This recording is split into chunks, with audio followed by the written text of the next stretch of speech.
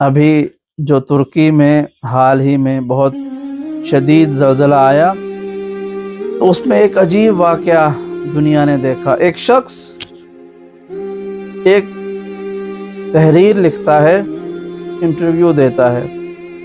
वो कहता है कि कुछ दिन पहले मैं एक शख्स के मकान में किरायादार के तौर पर रहता था।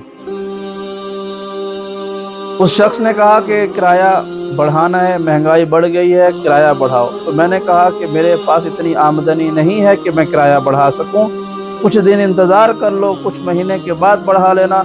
उस मालिक मकान ने कहा कि नहीं, मुझे हर हाल में ही किराया बढ़ाना है। तो इसने कहा कि मैं किराया नहीं बढ़ा सकता। तो मालिक मकान ने कहा कि फिर मकान खाली कर दो। तो मैंने उससे 3 दिन की मोहलत मांगी और फिर मैंने 3 दिन के अंदर सामान को समेटना शुरू कर दिया और मैं एक जगह पर आरजी खैमा लगाकर अपने घर वालों के साथ, अहल व अयाल के साथ, मैं उस खैमे में आ गया।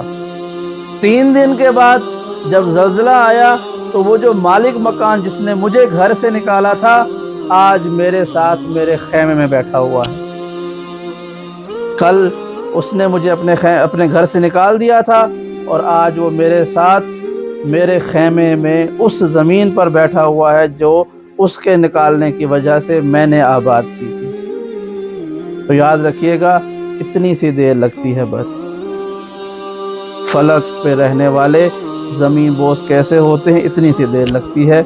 याद रखिएगा, अगर आपके पास कोई नेमत है तो इसे इंसानों के लिए जिस हद तक मुमकिन हो सके मुहैया रखिए कि परवरदिगार इसके बदले में आपको अपनी रहमतों से नवाजे।